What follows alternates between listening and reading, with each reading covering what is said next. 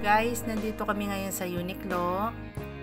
Ayan, magsha-shopping kami ngayon guys. Samahan nyo kami guys, tignan natin kung mura ba yung paninda nila dito sa Japan o parehas lang sa Pinas.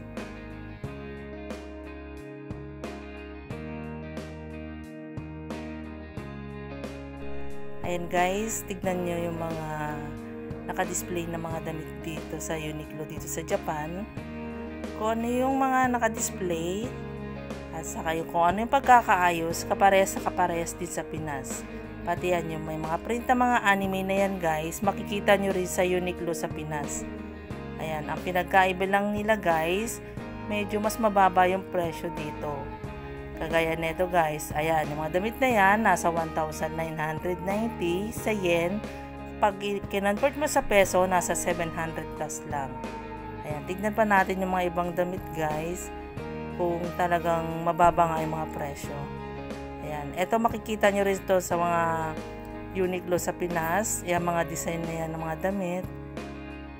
Ayan, kung paano yung pagkakaayos, ganun at ganun pa rin guys. Parang nasa Pinas ka pa din. Ayan, tignan nyo guys. Oh.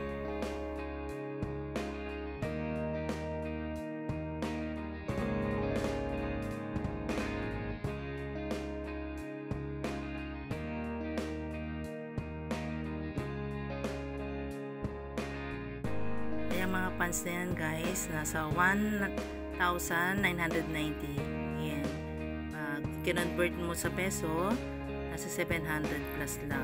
Diba? Mas mura dito yung mga pants guys, kasi sa Pinas umabot na ng 190 or 1,200 plus. Ayan, kung ano yung naka-display guys, diba? Parehas na parehas din sa Pinas. Ayan, wala pang nagkaiba guys, sa presyo lang sila nagkaiba. Ayan guys, tingnan nyo itong mga t-shirt. Ganyan na ganyan pa rin, walang pagkakaiba. Yung nasa Pinas, ganyan pa rin yung mga nakadisplay din nila dito at saka sa Pinas. Ang presyo dito ay nasa 1,500 yen. Pag i-convert mo siya sa peso, nasa 500 plus lang siya. Pero sa Pinas guys, ang presyo niyan ay nasa 790. Kagaya nito, 1,290 to. Mga damit na to, kapag i-convert mo siya, nasa 400 plus lang. Kaya tingnan nyo guys, mas mura dito sa Uniqlo sa Japan kaysa sa Pinas dahil siguro dun sa tax na binabayaran din.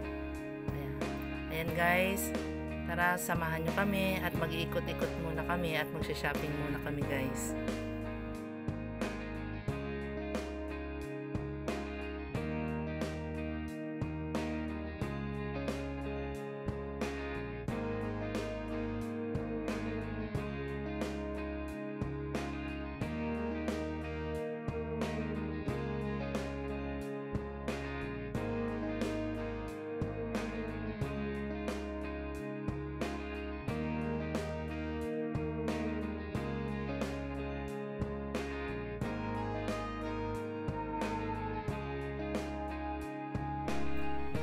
Ayan, nakapamili na kami. Ngayon magbabayad na kami.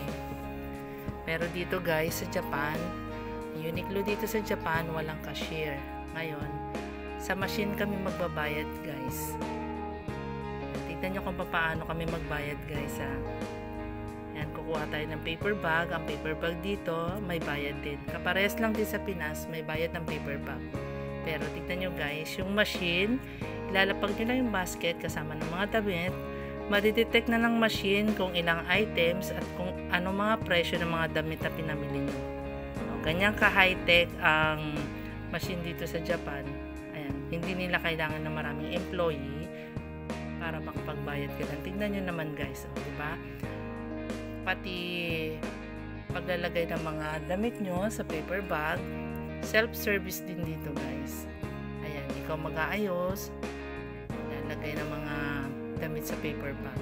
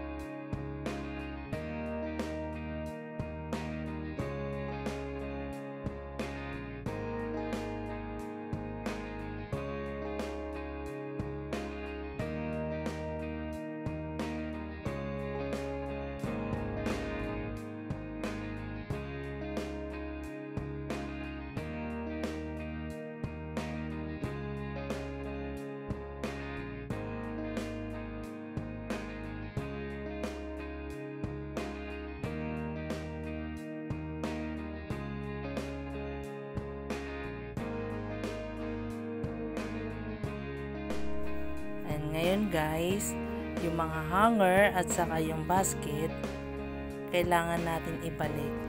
May lagayan nito guys, kaya lalagay natin. Self-service dito lahat guys. Pero yung mga hanger at saka yung basket, kailangan mo rin ibalik sa mga lagayan. Tignan nyo, diba guys, ang galing dito sa Japan.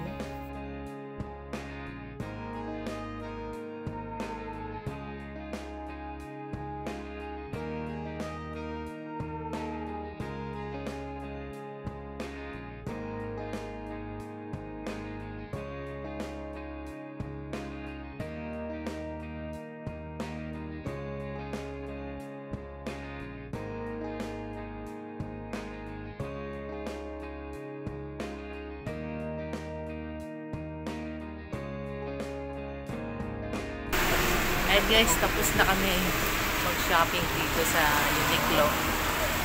Bye guys! Thank you for watching!